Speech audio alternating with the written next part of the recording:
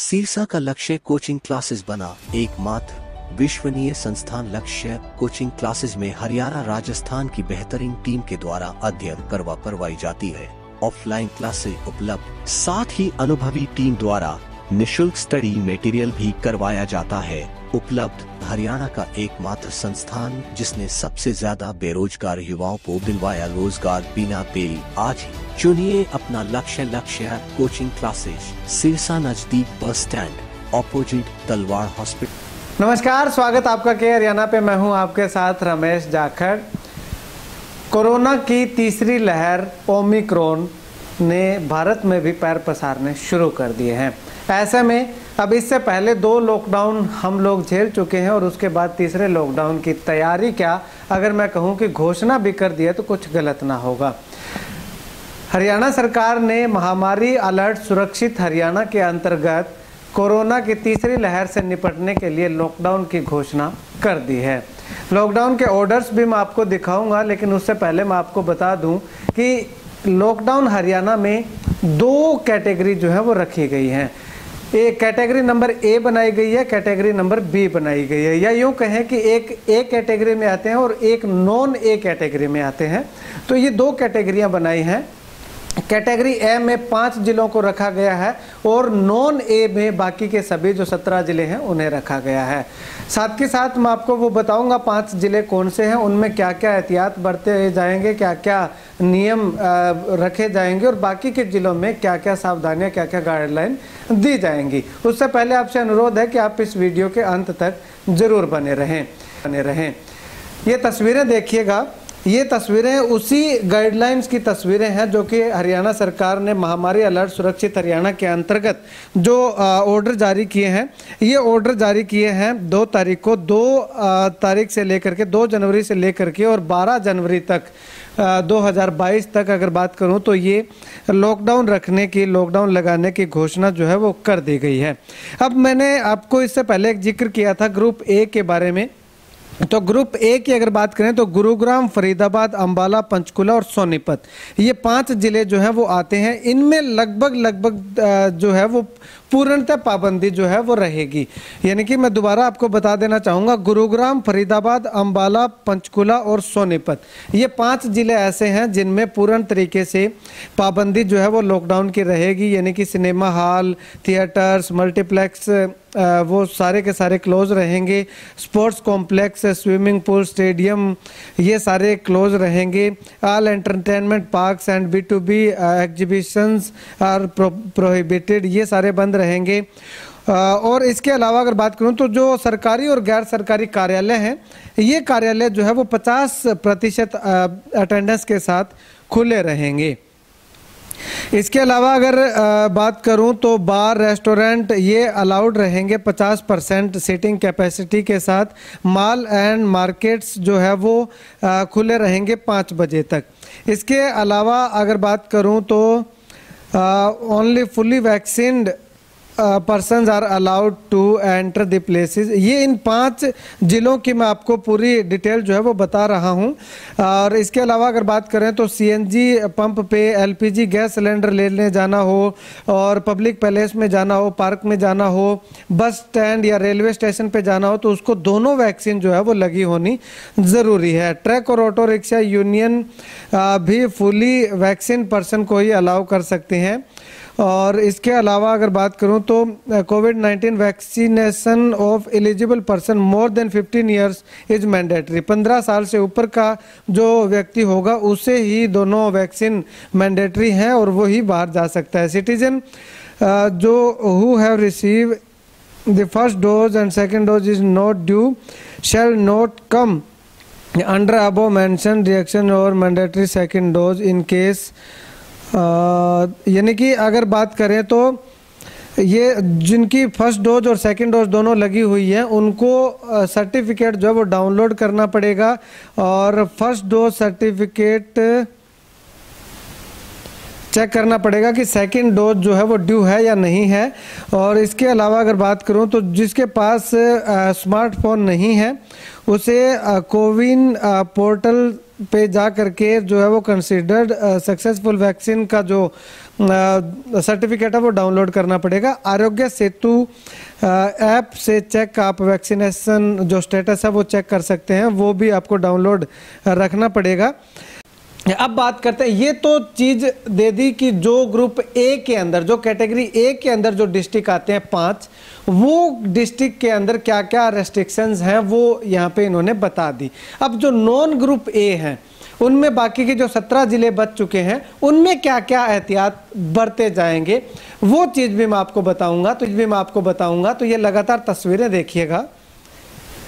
इसमें non group A district में जो है वो for gathering more than 100 prior permission of concern deputy commissioner should be solicited, यानी कि 100 लोगों की परमिशन, 100 लोगों की गैदरिंग अगर करनी है तो डिप्टी कमिश्नर की परमिशन जो है वो चाहिए होगी। Cinema hall, restaurant, bar, hotels, mall, gym, spa and club houses, ये तमाम जो इंस्टीट्यूशन है उनमें 50% सीटिंग कैपेसिटी की अटेंडेंस जो है वो लगी होनी चाहिए।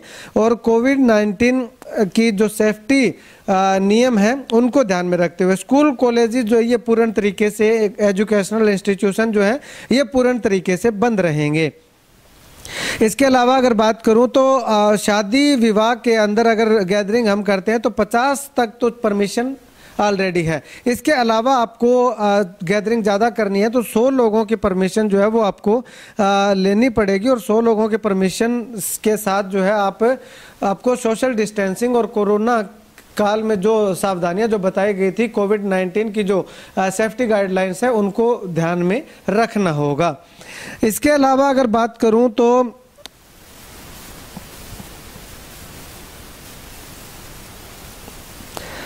जिन लोगों को पहली वैक्सीन लगी हुई है और दूसरी वैक्सीन नहीं लगी हुई, समय जो है वो निकल चुका है दूसरी वैक्सीन लगाने का, उन लोगों को 500 रुपये जुर्माना जो है वो हो सकता है। और जिन लोगों को एक भी वैक्सीन नहीं लगी हुई, दोनों की दोनों वैक्सीन पेंडिंग पड़ी हुई है, उन लोगों को 5000 रुपये का जुर्माना हो सकता है। इसके अलावा अगर बात करूं तो नाइट मूवमेंट रेस्ट्रिक्शन, यानी कि जिसको हम नाइट कर्फ्यू बोल देते हैं, वो रात को 11 बजे से लेकर के सुबह 5 बजे तक जारी रहेगा। Swimming pool are allowed to open after adopting request site social distancing norm regular, यानी कि स्विमिंग पूल जो है वो खुले रहने की परमिशन दी गई है बाकी के 17 जिलों में। लेकिन जो गाइडलाइन है, दोनों जो कोरोना वैक्सीन है वो लगी होनी चाहिए और उसके साथ साथ जो है कोरोना की गाइडलाइंस जो है वो उनको अपनानी होगी। स्पोर्ट्स कॉम्प्लेक्स, स्टेडियम, ये भी खुले रखने की परमिशन जो है वो बाकी के 17 जिलों के अंदर दे दी गई है। वो भी ओपन जो है, जो इंडोर स्टेडियम है वो ओपन नहीं रहेंगे, ओपन स्टेडियम जो है वो खुले रहेंगे। और इसके साथ अगर बात करूं तो उनको भी कोरोना की दोनों डोज स्पोर्ट्स पर्सन को लगी होनी चाहिए और सोशल डिस्टेंसिंग, मास्क वगैरह का ध्यान जो है वो रखा होना चाहिए। और इसके साथ साथ अगर बात करूं तो सैनिटाइजेशन का भी खास तौर पे ध्यान रखा जाएगा। रिलीजियस पैलेस, यानी कि मंदिर, मस्जिद, गुरुद्वारे जो है वो 50 लोगों की उपस्थिति के साथ खुले रखने की परमिशन जो है वो दी गई है। और इसके साथ साथ कोविड-19 की जो बिहेवियर नॉर्म्स हैं उनको अप्लाई करना होगा। कॉरपोरेट ऑफिसेज भी फुल अटेंडेंस के साथ खुले रखने की परमिशन है, लेकिन कोरोना की गाइडलाइंस जो है वो सोशल डिस्टेंसिंग, मास्क, सैनिटाइजेशन, वो तमाम हथकंडे जो है वो अपनाने होंगे। All production units, establishments, industries are permitted to function.